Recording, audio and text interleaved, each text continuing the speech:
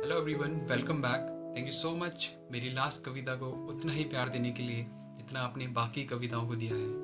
आज की जो कविता है वो एक उस किस्से के लिए है जो हम सबके साथ कभी ना कभी किसी ना किसी रोज़ ज़रूर हुआ होगा।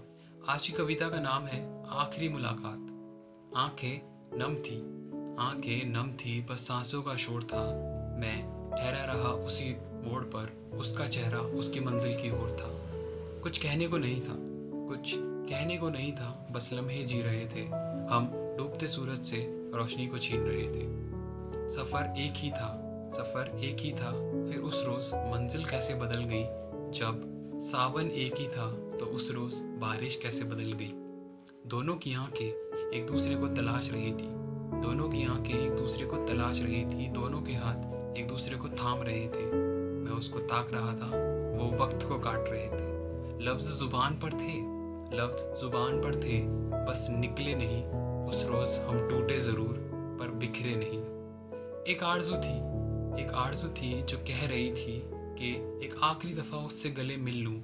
एक हकीकत थी जो कह रही थी कि रूह तो बाकी है नहीं उसमें, तो जिस्म से गले कैसे मिल लूँ। वो बेकरार थे कुछ इस कदर कि खुले आसमान को देख सारा जहान भूल बैठे थे। वो अपने सपनों की तलाश में अपनों से ही रिश्ता तोड़ बैठे थे। जानते दोनों थे कि बिछड़ना होगा एक रोज़ इस कदर कि न इश्क बाकी होगा, ना ही होगी जज्बातों की कदर। हर साथ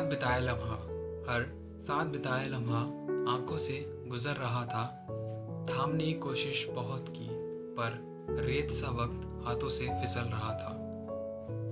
डूबता सूरज, मंदिर से आरती और मस्जिद से आती अजान सब पूछ रहे थे कि जो जा रहे हैं क्या वो जाने से पहले तेरे थे।